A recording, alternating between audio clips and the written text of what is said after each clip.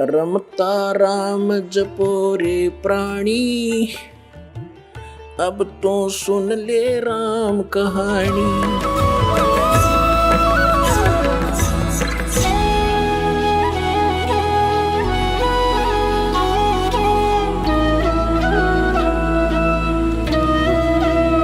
जैसे परमात्मा ने लीला की थी कबीर परमेश्वर जी ने, वो एक एग्जाम्पल कोड करने आते हैं। स्वयं परमात्मा सतलोक से अपने मुक्ति धाम से चलकर आते हैं।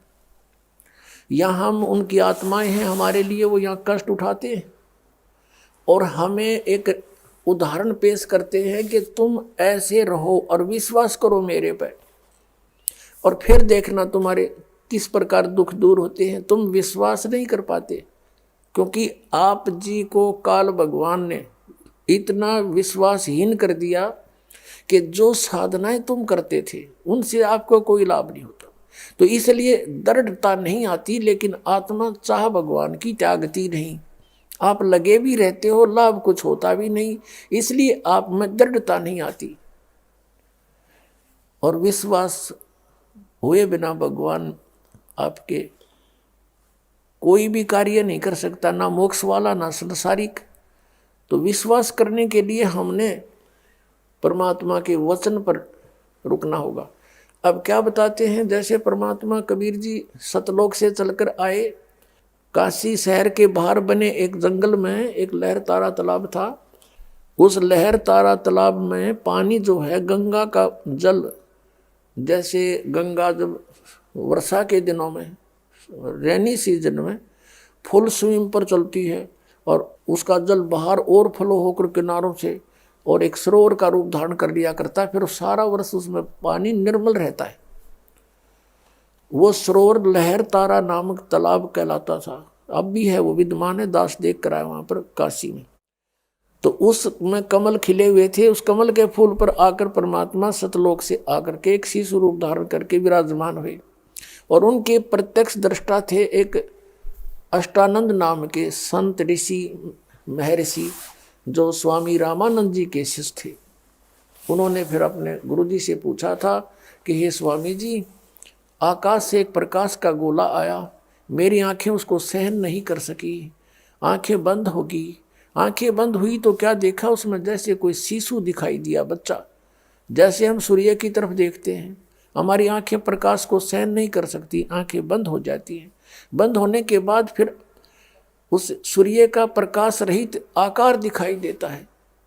ऐसे फिर वो बच्चा दिखाई दिया। अष्टानंद ने स्वामी रामानंद जी के पास जाकर कहा कि प्रभु, आज मैं लहर तारा तालाब के ऊपर साधना कर रहा था, सुबह सुबह आकाश से एक प्रकाश का गोला आता नजर आया, उसकी तरफ देखा तो मेरी आंखें बंद हो गई।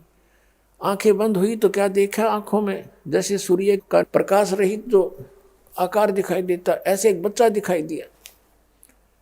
हे प्रभु, फिर आंखें खोली तो वो प्रकाश एक कमल के फूल पर सिमट गया, एक मतलब उस तालाब में सिमट गया, जैसे जल में गिर गया हो। रामानंद जी से पूछा, क्या यह मेरी भक्ति की उपलब्धि है या मेरी कोई भ्रमणा है, भ्रम है मेरा? स्वामी रामानंद जी ने कहा कि बेटा, आकाश से जब अवतार आते हैं तो ऐसी ही लीला हुआ करती हैं।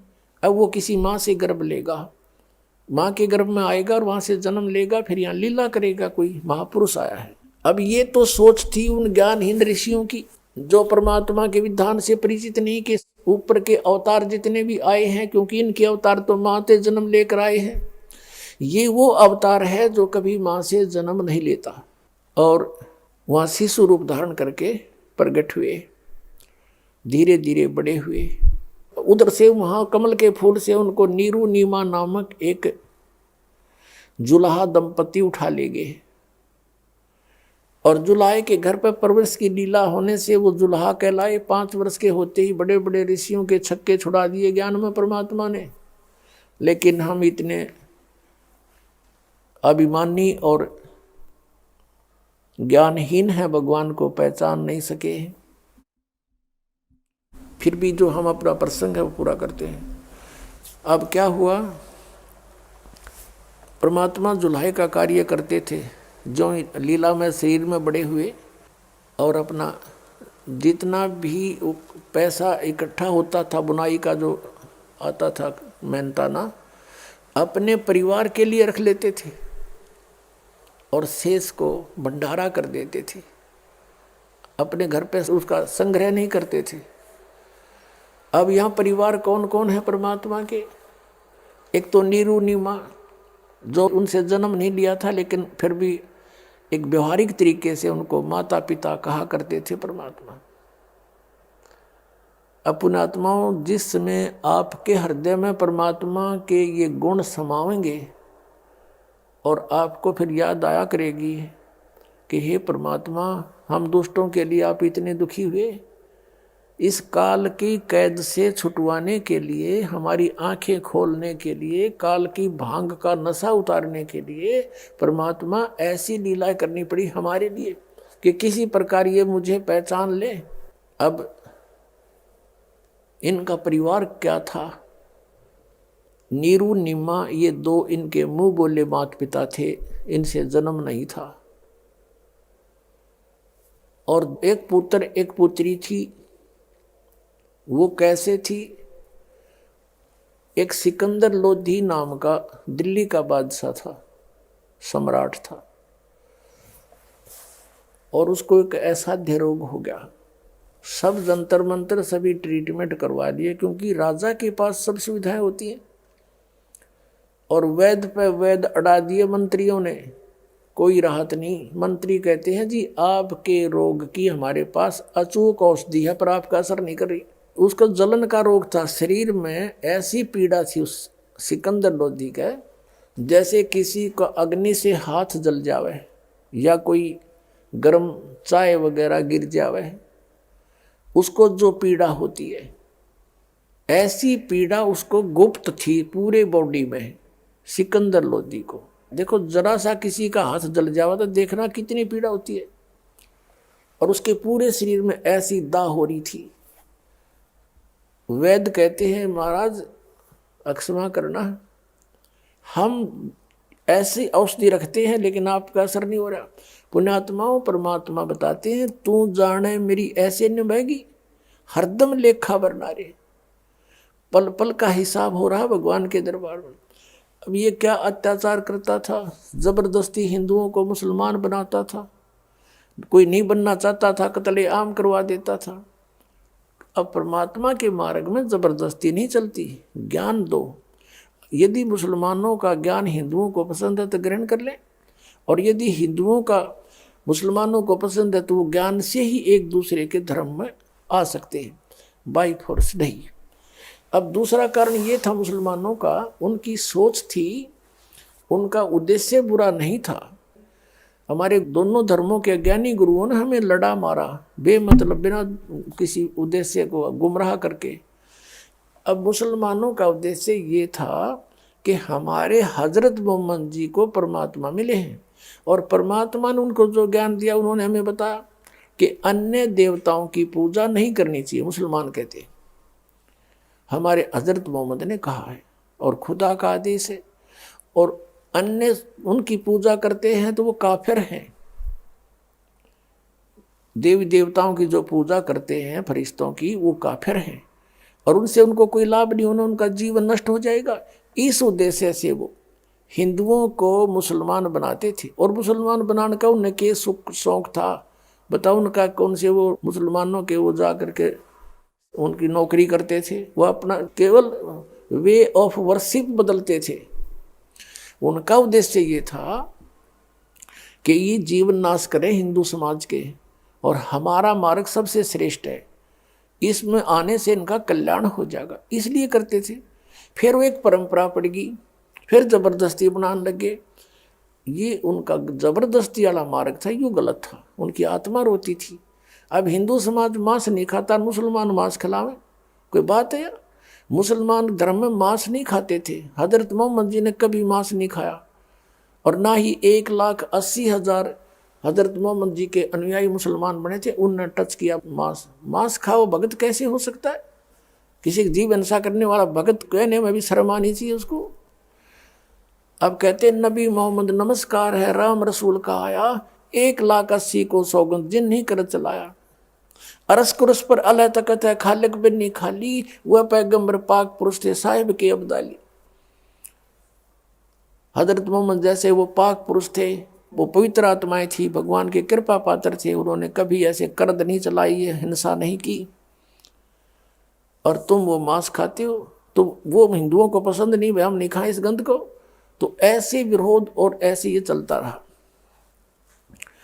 अपने आत्माओं, मुसलमान धर्म अपने ही ग्रंथ को नहीं समझ सके।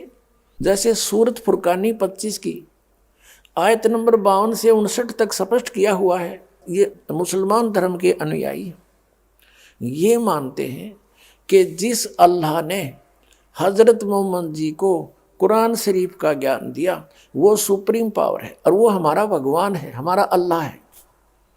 अब उनका अल्लाह, मुसलमानों का अल्लाह अपने पैगंबर हजरत मोहम्मद को कह रहा है कि ए पैगंबर, तो इन काफिरों का कहा ना मानना। उसमें हिंदुओं को काफिर नहीं कहा, उसमें जो अन्य समाज था वहाँ का, और वो अन्य देवी देवताओं की पूजा करता था, हजरत मोहम्मद की बात पर विश्वास नहीं करता था कि इनकी पूजा छोड़ दो तुम।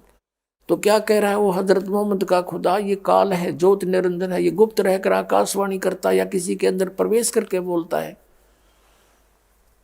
तो वो कह रहा है कि तू इन काफिरों का कहा ना मानना, ये तो इस बात पर विश्वास नहीं करते, तू इनकी बात मत मानना, और मैं जो तुझे कह रहा हूं इस पर विश्वास करना। इस कबीर नामक एक परमात्मा है, सबसे बड़ा भगवान। ये कबीर को बड़ा कहने लगे, सुप्रीम पावर को, उसका नाम है कबीर। अब वो बड़ा कहो चाहे छोटा कहो, सुप्रीम पावर, सबसे सर्वशक्तिवान परमात्मा कबीर है, कबीर है। अल्लाहु अकबर, अल्लाह माने कबीर भगवान, हम कबीर साहब के हैं, वेदों में कबीर देव लिखा है।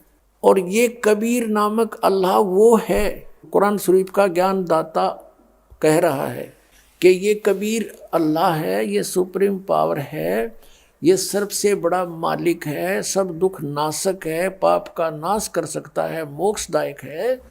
और इस मेरे इन वचनों पर, कुरान शरीफ की दलीलों पर तो विश्वास करना, और इन अनकाफरों की बातों में मत आना, कहीं मेरे मार्ग को छोड़ ना देना। और ये कबीर नामक अल्लाह वही है जिसने 6 दिन में सृष्टि रची और 7वें दिन तख्त पर जा बैठे। और उसकी खबर किसी बाखबर से पूछ देखो, बताओ। अब कुरान शरीफ का ज्ञान दाता भी उस परम शक्ति से, कबीर नामक अल्लाह से अपरिचित है, तो कुरान शरीफ का ज्ञान कंप्लीट कैसे हो गया? इन्होंने किस आधार से ये कहा कि हम सही पूजा कर रहे हैं, ये हिंदू गलत कर रहे हैं? इनका आधार गलत था। अब वो जब तक वो तत्वदर्शी बा खबर नहीं मिल लगा तो वो ज्ञान भी व्यर्थ है जो काल ना आपको दिया, क्योंकि वो कहता उससे पूछो तो आपकी साधना व्यर्थ हुई। तो अब वो बाखबर ये दास है और परमात्मा का भेजा हुआ कुत्ता है, आप धनियों के लिए भौंक रहा है। अब भी कोई नहीं जागेगा तो उसका नाश हो जाएगा भक्ति का, उसका जीवन नष्ट हो जाएगा। जैसे कुत्ता भौंकता है, उसको आभास हो जाता है कि कोई चोर उचक्का आसपास घूम रहा है, और समझदार व्यक्ति को चाहिए कि तुरंत जागे और देखे भी कुत्ता क्यों भौंका, अपने धन को संभाले, आसपास झांके, तो जिससे वह बला टल जाती है, वो चोर निकल जाता है कि यहाँ तो जाग गए हैं भाई। तो ये दास आपको जगा रहा है, परमात्मा ने भेजा है, और अब आप धनी हो, इस धन को संभालो। जो मनुष्य जीवन का धन आपको श्वास की पूंजी मिली है, इसको लेख लाओ। ये बर्बाद हो रहा है, नष्ट हो रहा है, गलत साधनाओं से व्यर्थ हो रहा है।